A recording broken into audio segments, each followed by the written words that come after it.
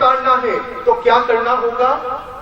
भगवान श्री राम की तरह संपूर्ण भारत को, सारी राष्ट्रवादी शक्तियों को संगठित करने के प्रति अपने जीवन को समर्पित करना होगा। जहां जहां राष्ट्र जीवन के राष्ट्र साधक कमजोर है, असंगठित है, दलित है, क्षुधित है, शोषित है, उनको संगठित करने के प्रति अपने जीवन को समर्पित करना होगा। अब आपके मन में एक प्रश्न उठेगा कि ये जो शब्द है संगठन साधना, ये इतना महत्वपूर्ण क्यों? क्यों प्रभु श्री राम के पूरे जीवन का सार इस एक शब्द में संगठन साधना? इसका उत्तर मैं आपको अब आध्यात्मिक रूप से दूंगा, बहुत गहरे में समझिएगा। संत कबीर के इस कहावत को आप सबने सुना होगा, प्रेम गली अति सांकरी तामे डोन समाए, जब मैं था तो हरि नाही, अब हरि है तो, अब हरि है तो मैं नहीं। अर्थात संपूर्ण हिंदू संस्कृति का रहस्य इस एक तत्व ज्ञान में निहित है कि अगर आप ईश्वर प्राप्ति करना चाहते हैं, अगर आप अपने स्वयं के अनंतत्व से आत्म साक्षात्कार करना चाहते हैं, तो आपको अपना मैंपन छोड़ना होगा, आपको अपना अहंकार छोड़ना होगा। तो इस बात को बहुत गहरे में समझिएगा। मनुष्य का मैंपन, मनुष्य का अहंकार केवल बोलने से नहीं जा सकता, वो कर्म साधना से ही जा सकता है। तो वो किस प्रकार की कर्म साधना से जा सकता है, इस बात को बहुत गहरे में समझिएगा। मनुष्य का मैं दो प्रकार से अभिव्यक्त होता है, एक है स्वार्थ, दूसरा है भय।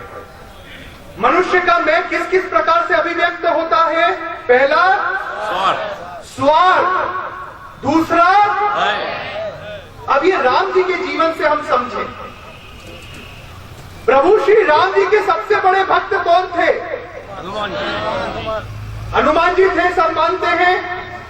अच्छा, आप मुझे इस बात का उत्तर दें, राम जी ने रावण से युद्ध किया आतंकवाद को मिटाने के लिए, भारतीय संस्कृति को बचाने के लिए। उनकी धर्म पत्नी सीता जी का अपहरण हो गया था। सुग्रीव ने राम जी का साथ दिया क्योंकि राम जी ने उनको राजा बनाया। क्या कोई मुझे बता सकता है हनुमान जी का क्या स्वार्थ था राम जी के लिए लड़ने में? क्या स्वार्थ था? कोई स्वार्थ था? अब इस बात को ध्यान से सुनिए कि अगर हमें हमारे भीतर के राम तत्व को पाना है, अगर हमें हमारे भीतर के ब्रह्म तत्व को पाना है, तो उसका मार्ग हनुमान जी ने अपने जीवन से बताया है। हनुमान जी ने धर्म संस्थापनार्थाय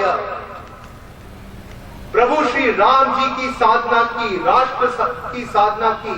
क्या उसमें कोई स्वार्थ था? तो जब हम भी बिना किसी स्वार्थ के निस्वार्थ भाव से राष्ट्र धर्म संस्कृति की साधना, जो सत्य है, जो न्यायोचित है, उसके लिए जब हम भी साधना करेंगे निस्वार्थ भाव से, तो निश्चित रूप से हनुमान जी की उपलब्धि हमारे भीतर भी घटित हो। आप दूसरी बात पर ध्यान दें, रावण तो वो असुरों का राजा था जिससे इंद्र भी डरता था। हनुमान जी का खुद का कोई स्वार्थ नहीं, लेकिन क्या हनुमान जी रावण से युद्ध करते समय डरे? क्या उन्होंने ये कहा कि अरे रावण से लड़ने जाऊंगा, कहीं मेरी मृत्यु हो गई तो, मुझे कोई नुकसान हो गया तो मेरा क्या जाता? राम जी लड़े, जीत गए तो राम जी को गुलदस्ता दे आएंगे, और रावण जीत गए तो रावण को गुलदस्ता दे आएंगे, हम तो सुरक्षित रहे। क्या उन्होंने ऐसा सोचा? क्या उन्होंने अपने स्वार्थ से सोचा? क्या उन्होंने अपने भय को अपने ऊपर हावी होने दिया? तो जब हम भी हनुमान जी की तरह बिना किसी स्वार्थ और बिना किसी भय के राष्ट्र साधना करेंगे, धर्म साधना करेंगे, तो हम भी हनुमान जी की तरह अपने मैं, अपने अहंकार के ऊपर उठते हुए प्रभु श्री राम को पा पाएंगे। अब आपसे एक अंतिम प्रश्न और पूछूंगा, जिसके बाद आज के इस संक्षिप्त उद्बोधन को आप सबको प्रणाम करते हुए मैं इसका उपसंहार करूंगा। मुझे एक बात बताएं आप सब,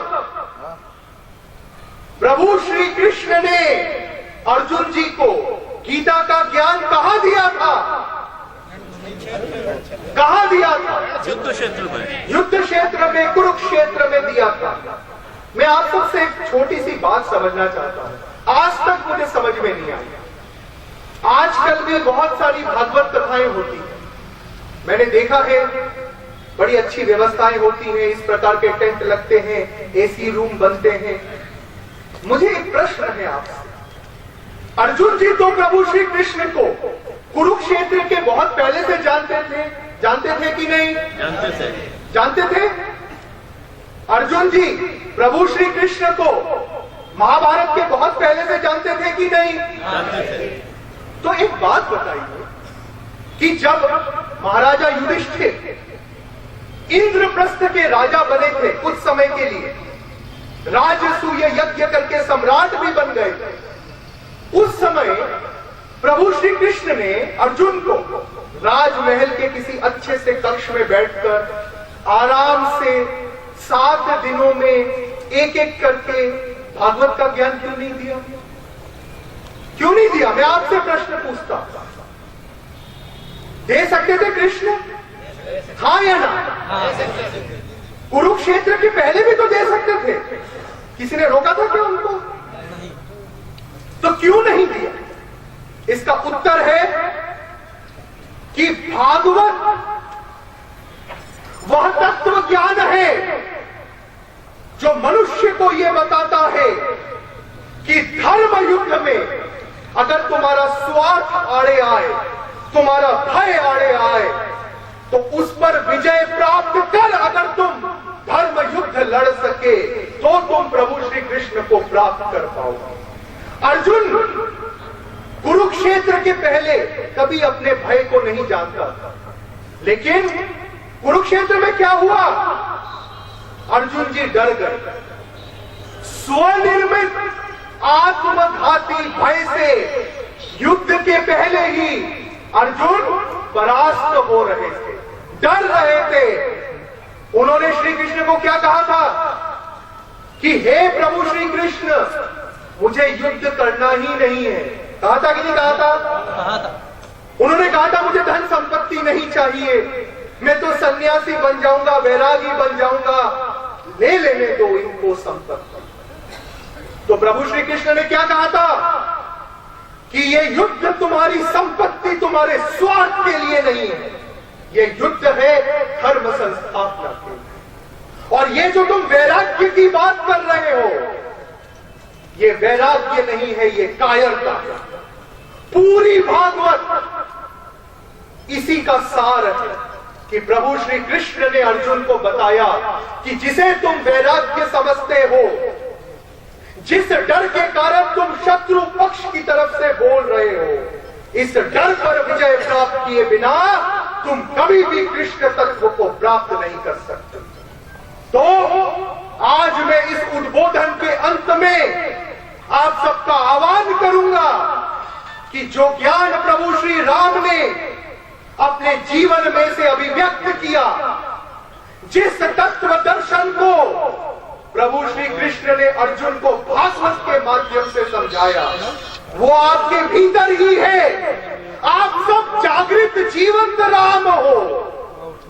आप अपने राम तत्व को जानो, आप अपने स्वार्थ, अपने भय के ऊपर उठ अपने अहंकार पर विजय प्राप्त कर निस्वार्थ, निर्भीक, निरहंकार राष्ट्र साधना, धर्म साधना करते हुए स्वयं को जाने, स्वयं के राम तत्व को जाने। यही हिंदुत्व का सार है, यही भारतीय संस्कृति का सार। इन शब्दों के साथ आप सबको प्रणाम करते हुए, आप सबके भीतर के राम तत्व को प्रणाम करते हुए शब्दों को विराम देंगे। मुझसे यह भी आग्रह किया गया इस प्रवचन के पूर्व कि गुरुजी जब आपका प्रवचन हो जाए तो उसके बाद आप ही कार्यक्रम का सारांश कर दें, लेकिन मैं एक लोभ को नहीं संभाल पा रहा हूं। हमारे बीच में कर्नल रत्नाकर जी हैं, जो बहुत विद्वान व्यक्ति हैं। मैं निवेदन करूंगा कि यद्यपि ये योजना में नहीं था कि कर्नल रत्नाकर जी 2 शब्दों में इस कार्यक्रम का सार एवं इस अभियान की तरफ से आप सबका धन्यवाद निवेदन करते हुए इस कार्यक्रम का विधिवत समारोह करें। 2 सूचनाएं मेरी तरफ से है। मैं अगले 3 दिन पिलानी में हूं। रक्षाबंधन के दिन 2 तारीख को, 4 एवं 5 तारीख को। 3 तारीख को हमारा प्रवचन झुंझुनू बड़ा गांव में है, जहां आप सब आमंत्रित हैं। आप में से जो राष्ट्र साधक करते हैं, कई लोगों ने मुझसे निवेदन किया था यहां आते समय हमारे वी फास्ट के कक्ष में भी कि गुरुजी हम आपसे एकांत सत्संग करना चाहते हैं, आपसे गायत्री मंत्र दीक्षा लेना चाहते हैं। मैं आप सबको आमंत्रित करता हूं, कल 2 तारीख को, 4 तारीख को एवं 5 तारीख को दोपहर 3 से रात को 11 बजे के बीच में आप में से जो भी साधक कर सत्संग के लिए पधारना चाहें, वो वी फास्ट में हमारे कक्ष नंबर 28 में पधार सकते हैं सत्संग के लिए।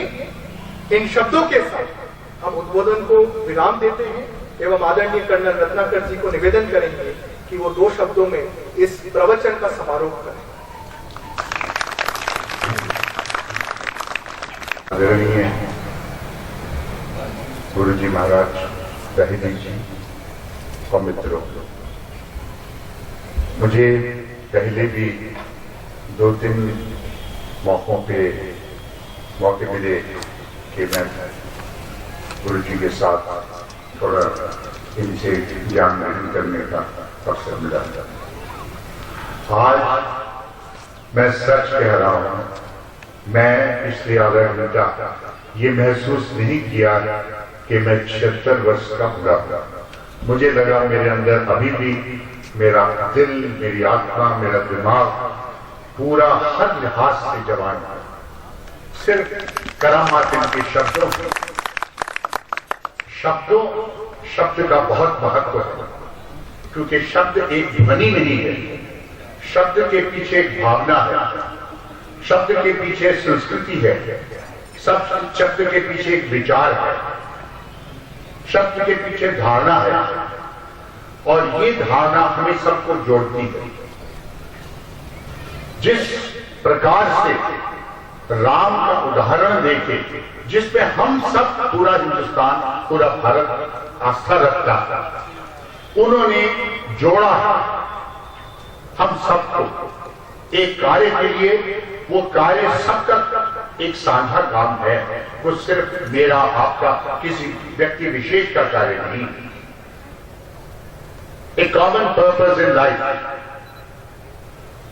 उसको हम हासिल नहीं कर सकते जब तक कि हम जमीन पे जाएं। दफ्तर में बैठ के, ऊपर बैठ के, गाड़ी में घूम के काम नहीं होते। अब जमीन से जुड़ना, लोगों से जुड़ना और उनको एक लीडरशिप, एक नेतृत्व देके उनके अंदर एक वो महसूस करवाना हर मनुष्य को कि उसमें शक्ति है, जिसको गुरु जी ने एक राम तत्व की शक्ति बतलाया, वो हर में विद्यमान है। उसको महसूस करने की जरूरत है, उसको समझने की जरूरत है और उसको इस्तेमाल करने की जरूरत है। हमारे देश की इतनी अच्छी पुरानी सबसे पुरानी सभ्यताओं में से भारत है। इतना इतिहास होते हुए, इतनी संस्कृति होते हुए, आज क्या कारण है कि देश में ना अनुशासन है, ना लॉ एंड ऑर्डर है, ना क्वालिटी है, ना रिस्पॉन्सिबिलिटी है, जिम्मेवारी की भावना है? क्या कारण है? मुझे कई दफा जब भी मौका मिला है विदेश जाने का, तो एक ही प्रश्न मेरे मन में आता है कि क्या इतने साधन होने के बावजूद, इतनी इतिहास होने के बावजूद मेरे देश में अनुशासन क्यों नहीं है? हम इकट्ठे क्यों नहीं हो सकते? हम आपस में क्यों लड़ते हैं एक दूसरे के साथ? हम टीम क्यों नहीं बन सकते? ओलंपिक्स देख रहा हूं, मेरा दिल बैठ जाता है जब मैं देखता हूं चीन के बच्चे कहां आगे निकल रहे हैं, छोटे छोटे देशों के बच्चे आगे निकल रहे हैं। जिस भी इवेंट में एक इंडिविजुअल आया है, व्यक्ति आया है, उसने अपना पूरा शौर्य दिखाया। लेकिन जब एक ग्रुप बन के, टीम बन के आते हैं तो कमजोर पड़ जाता है। मैं आपको सत्य बताता हूं, पिलानी में भी हम टीम की तरह काम नहीं कर रहे। हमें सबको जुड़ना है, टीम बनानी है। नेतृत्व तो वो देना है जो राम ने दिया, और कैसे दिया? नीचे आके, ऊपर चढ़ के दिया। मैं बहुत आभारी हूं कि एक चेतना अगर मेरे में आ रही है, इनके प्रवचन सुनने की बात सुनने के बाद हम सब इस चीज को महसूस कर रहे हैं।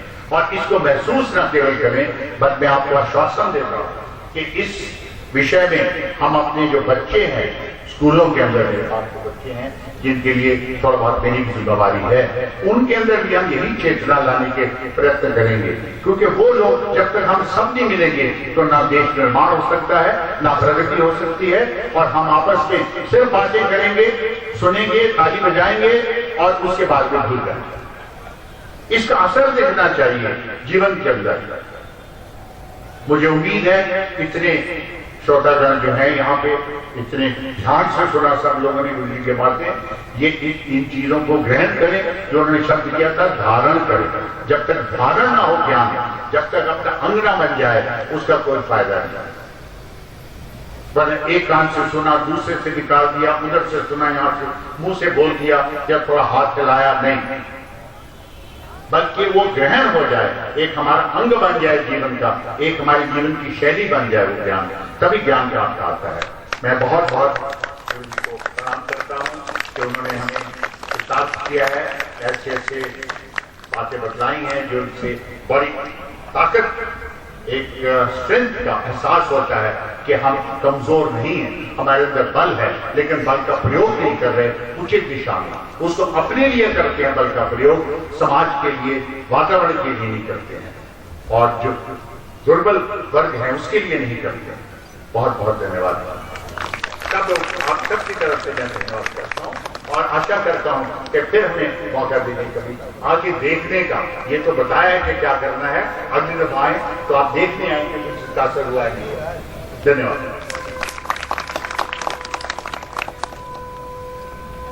धन्यवाद कर्नल साहब।